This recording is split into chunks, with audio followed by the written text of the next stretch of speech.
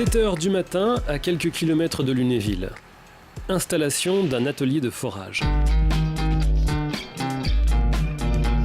En France, les 2/3 de l'eau potable que nous buvons sont issus des couches profondes du sol. Pour atteindre cette ressource, il faut aller forer de quelques mètres jusqu'à plusieurs centaines de mètres de profondeur. Un métier de savoir-faire peu connu dans un secteur d'activité qui recrute. Avant de rejoindre l'entreprise Vautrin Forage, il y a 2 ans, Thomas était bachelier, mais sans qualification dans le domaine. C'est un métier qui est déjà pas ordinaire. Et ils avaient besoin de personnel et j'ai sauté sur l'occasion. En plus, ils voulaient des jeunes. Donc, c'est un métier qu'on apprend sur le tas. Il n'y a pas d'école en France. Tout se fait sur le terrain. Pour réussir à comprendre comment ça marche, il n'y a pas de mystère. Chaque chantier est unique. Malgré les études géologiques très précises réalisées avant de lancer les travaux, les équipes doivent à chaque fois s'adapter dans un environnement qu'on ne maîtrise pas à l'avance. Il y a toujours des surprises. Le terrain, ça change. On ne peut pas prédire exactement comment ça va se passer, sur quoi on va tomber. C'est quand même assez aléatoire. On essaye de réagir le mieux possible, le plus rapidement possible pour s'adapter au terrain, quoi.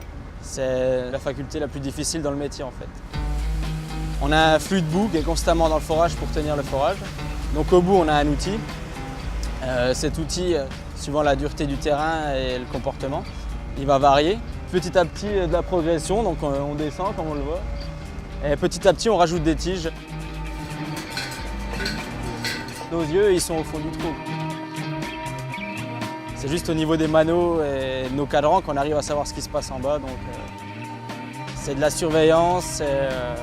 Faire attention. Une sensibilité au terrain et une expérience qui s'acquièrent avec le temps.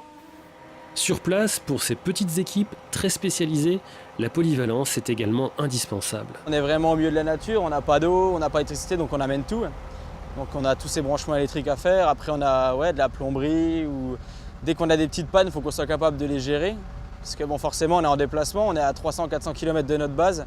Donc c'est pas toujours évident, donc il faut apprendre à se débrouiller avec ça. On est amené quand même à toucher un peu à tout, faire un peu de mécanique, d'électricité, un peu de géologie, un peu d'études de terrain. On est amené à faire beaucoup de choses. Et top.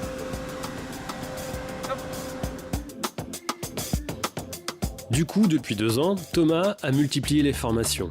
Titulaire du permis poids lourd et de certificats d'aptitude à la conduite assez recherchés comme le CACES grue ou le CACES engin de levage. C'est clair qu'au niveau du CV, ça rajoute quelques lignes.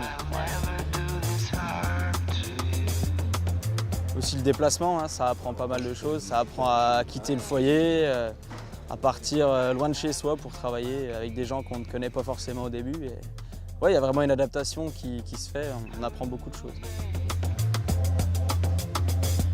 Le boulot n'est pas forcément facile, c'est vrai que des fois on a le temps qui s'y prête pas, donc le mieux c'est de se serrer les coudes.